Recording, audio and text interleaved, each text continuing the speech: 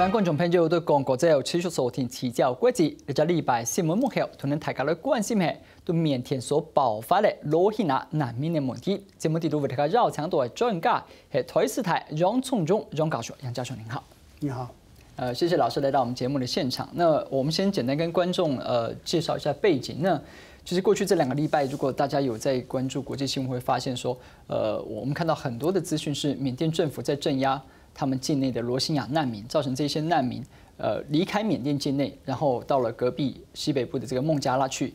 那在這個過程當中，我們看短短大概2個禮拜，8月25這個鎮壓開始之後，已經有高達了10幾萬，將近15萬人離開緬甸。那假設把時間拉長，從去年的10月開始算起，甚至將近24萬人。那我是不是老師先幫我們介紹一下，為什麼突然這個問題好像大爆發變得這麼嚴重？會在這個時間點有什麼背景影響嗎？是，如果說從難民的角度，那當然就是說這個地方發生戰亂嘛啊，那麼住在這邊的已經就說是不安全了，所以就說大家大批的就說離開這個原來的居住地。那但是呢，如果說從緬甸的內部的角度來講啊，應該是可以就是把它理解成為這個是。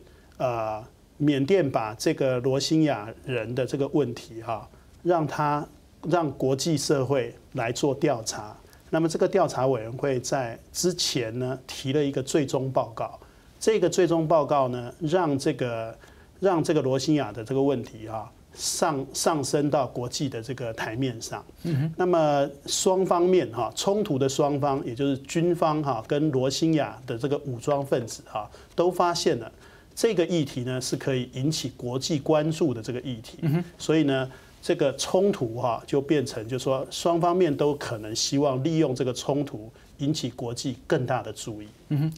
老師講到國際的注意，正好符合我平常在就是播報國際新聞的時候接收到的資訊，包括我印象很深刻的幾個知名的國際人士，土耳其的總統埃爾多安，然後一樣是諾貝爾和平獎得主馬拉拉。都對這件事情發表了一些其實是譴責。那我們看到像埃爾多安，他甚至直接講說，緬甸政府對於羅興亞的現在所進行的這個已經到了種族的清洗的程度。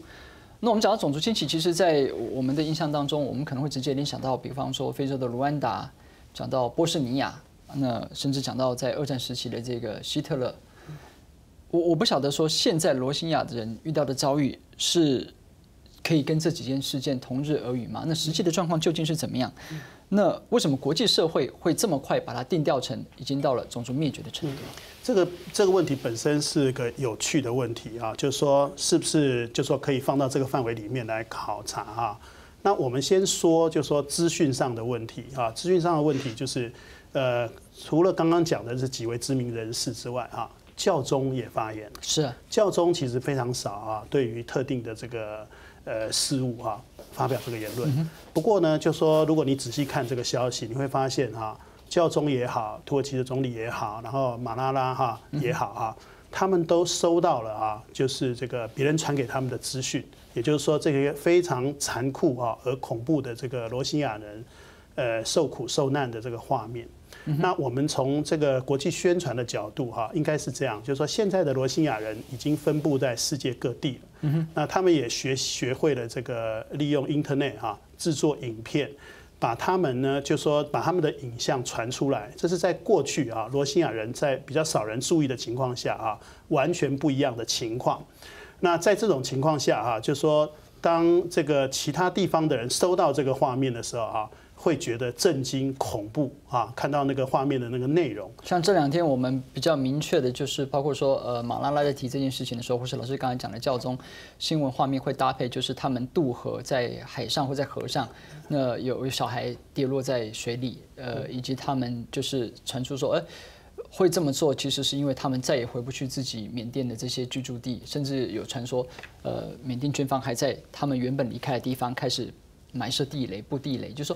說，整個的事件，照老師所講的，不是現在變得那麼嚴重，是以往或許就正在進行當中，但是現在才得以把這樣的比較多的畫面哈傳送到這個地方來。但是呢，就說我們要注意的地方是說啊，因為現在後來那個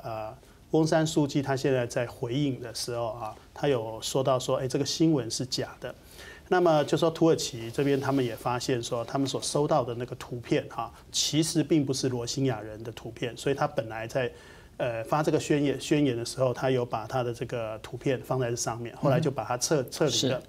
所以换句话说哈，目前对于这个虽然这个资讯已经就说传播了，而且就说造成了这个影响，但是呢，对于资讯的内容哈，我们其实就是说还没办法就说加以一一证实。那到底呢是哪一边的人说的比较准确哈？那我有机会就是说去看那个缅甸内部的这个看那个媒体。是，那么缅甸内部的报道哈，是完全是站在另一面，他就讲到说，哎呀，这个在这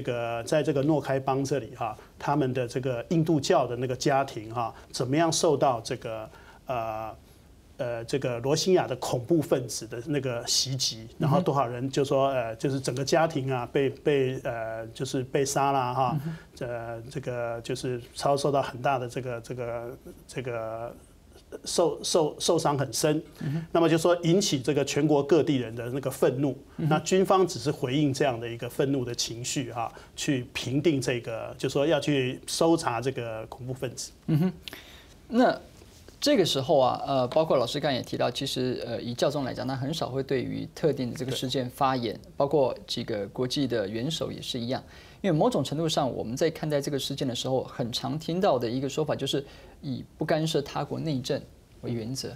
那这里我必须要讲，就如同老师讲，在我们还没有办法去验证每一张照片背后是否属实之前，假设以目前我们收集到各方的资讯来判断，它某种程度上，有可能已经涉犯了违反这个人类罪，就是所谓的这个crimes against humanity。那我就会很好奇，假设到这个程度，毕竟人命第一，难道不干涉内政这样的口号，它可以凌驾在人命的价值之上吗？就是说，目前呢，这个是一个假设性的问题，把它提出来哈。那么我们这样说哈，就是说，的确就是这个资讯上必须要做进一步的这个验证。可是呢，这个议题哈，现在因为刚刚这样的那个过程啊，已经国际化了，所以呢，是不是会就是说用这样的罪行来看待这件事情啊？这个到目前为止都还很难讲啊。不过我们如果说去看一下这个就是种族灭绝了哈，我们叫 genocide 啊。对。那 genocide 呢，就说它的定义哈是说你有计划、有系统的哈，利用这个军事的武力哈，对于一个少数的族群哈或其中的一部分，要加以这个消灭，或者是说要凌虐他们。那在这个情况下哈，好像就是说这个就说罗兴亚的这个情况哈，也已经到了这个边缘的这个地步啊。只是说到底呢，是不是如这样的那个情况，就是现在还不知道。不过我们看一下这个，就是刚刚讲到的这个这个种族灭绝的这个罪行啊，其实联合国啊后来界定这个罪行啊是叫做违反人道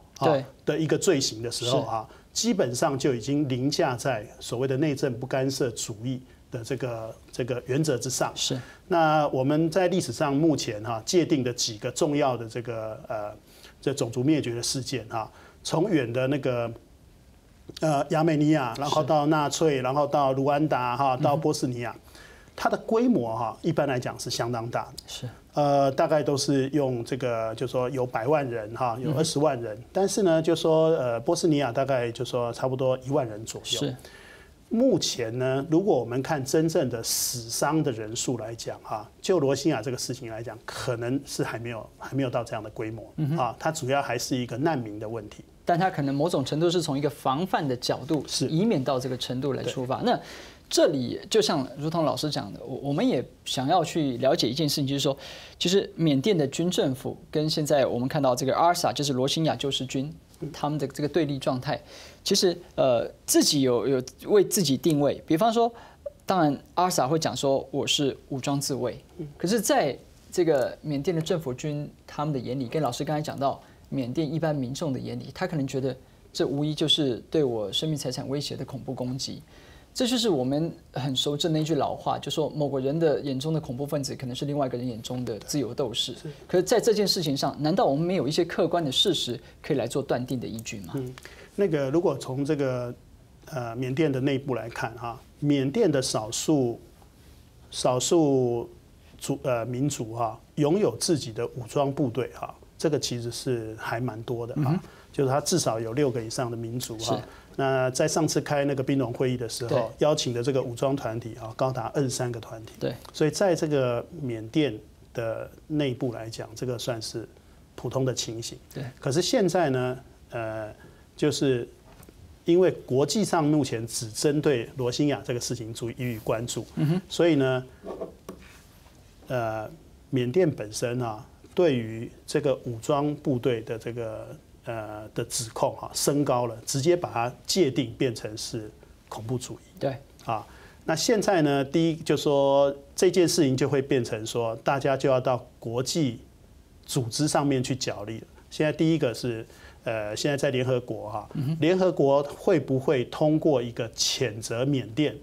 的一个议案？这个议案现在准备提出来。对，那这个时候我们说。罗兴亚这个事件哈，因为这样的关系，它现在已经直接卷入到国际政治的范围里面去了。也就是说，除了事件本身的性质之外，到底国际社会哈，大家互相角力，到底呢是不是会因为这件事情呢，而给缅甸现在的政府难堪啊？那给缅甸政府的难堪呢，到底是对谁有利哈？这件事情就要加以更进一步的分析，到底国际社会里面的几个国家哈，是不是能够认知到，其实目前的情况正好是让翁山书记陷入哈左右为难的这种局面。那这个是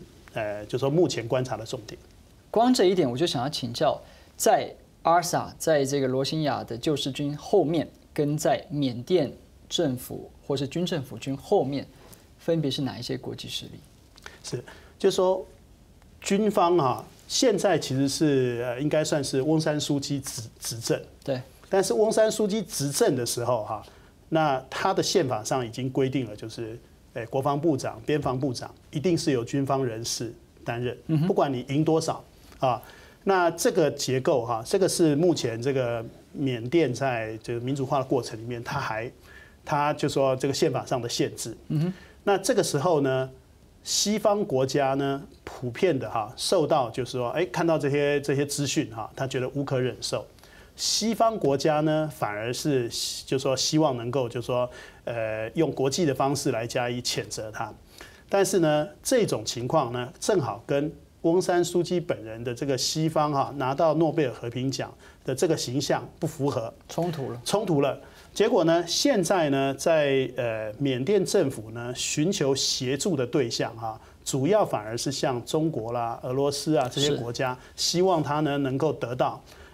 就说不要把这个谴责案提出来，对啊，所以呢这个情况呢是非常冲突矛盾的哈，跟我们过去的这种二分法是截然不同的，所以这个事情本身呢变得非常的复杂化。OK， 那先谢老师提到说，其实翁山书记在里面扮演的角色是非常重要。NT 講，佢除了擔任外交部長，也擔任總統府當從長及總統事務的部長。4月開始又變做國務資訊，對他佢哋扮演的角色，就對羅興亞的這事件做得發揮乜嘅功能，用3秒之下念出講來。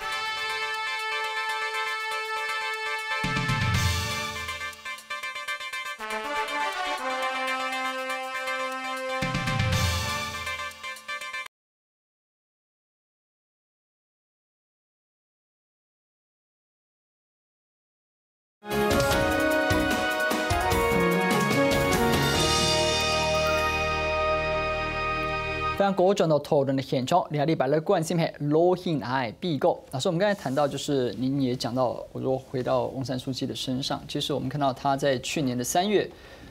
就任之后，他先担任了外交部长，然后跟一个总统府的事务部长，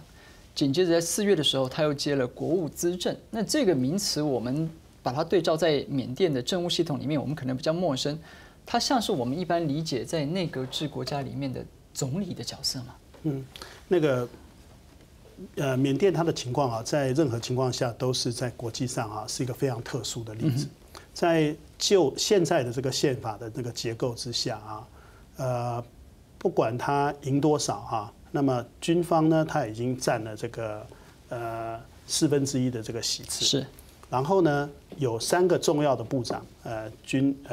国防部长、内政部长跟边防部长都是要军方人士担任，所以这是现在的这个宪法。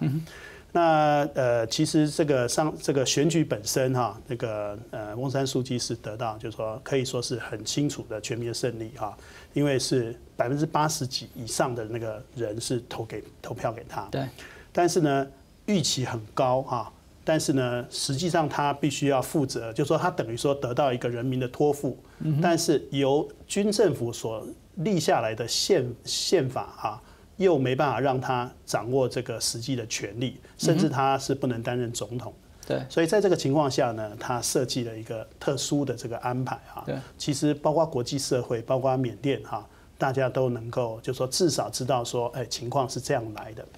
那这个职务本身就会看起来是很奇怪啊，是说实际上这样讲好了，就是说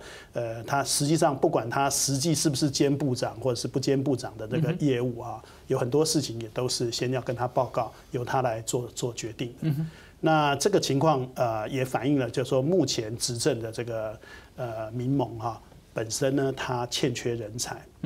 而且呢，最重要的地方是说，因为这个过去长期的被软禁、被关哈的这样的一个这个执政党，他其实呢，他很难信任，就是说一些新的人，所以在这个情况下呢，他的能力哈的确是受到一定的那个限制。那所以说，翁山书记本身他就变成是担负比较主要的责任，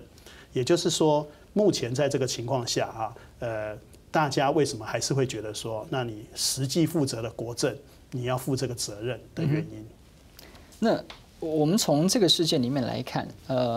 我们原本大家在批评的是说，翁山都不愿意出面来谴责军政府，这是我第一个问题说，某种程度上就现实而言，是不是翁山不得不跟军政府妥协？我指的是跟罗兴亚难民这个事件。那第二件事情，我们想要了解说，其实翁山后来出面回应了，刚好昨天也登上了昨天晚上英国《卫报》的头版，但他其实某种程度是讲说，国际社会被罗兴亚这一群武装分子给蒙蔽，因为他们试图混淆视听，散布不实在的讯息，所以我们会感觉到翁山在选边站，而且站的不是罗兴亚难民这一边。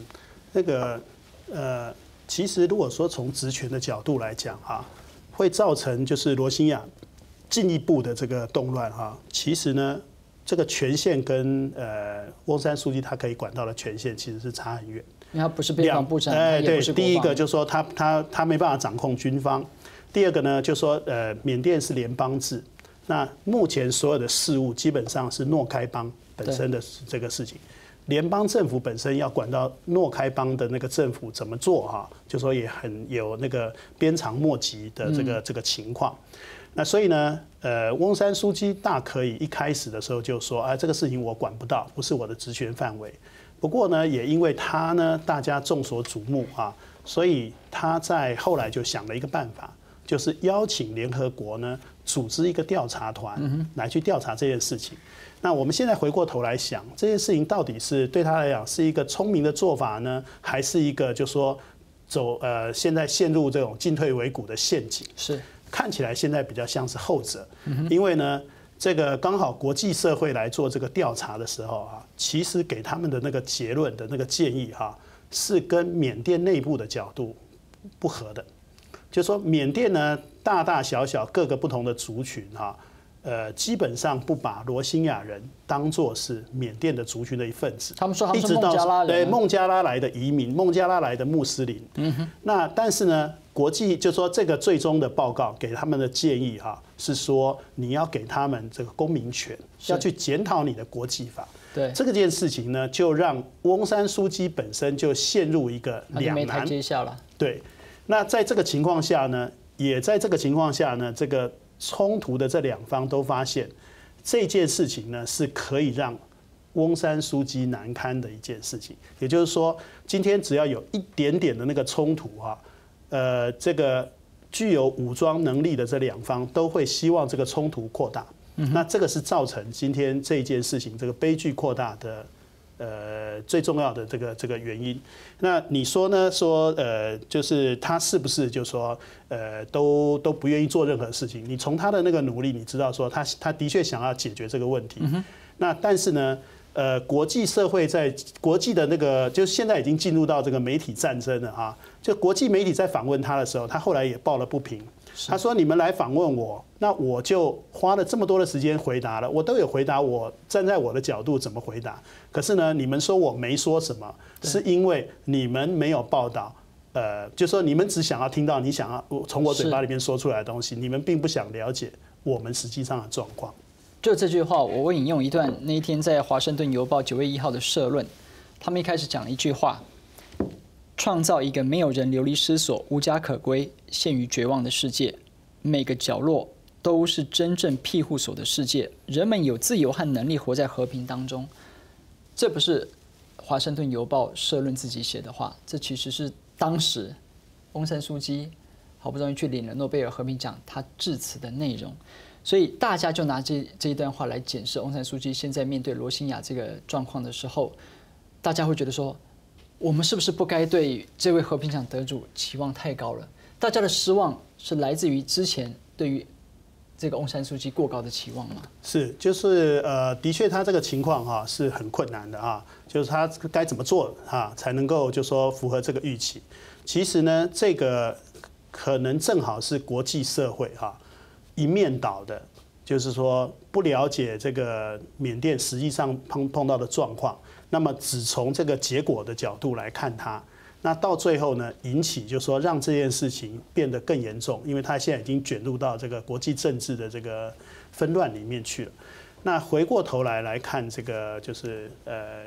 这原来那个在翁山苏姬在这段期间里面哈早先讲的话，他本来的建议是说，如果国际社会呢不要花那么多的力气，单单只关注这个问题，可以让缅甸政府有足够的时间哈，慢慢的哈去把这个问题呢消弭。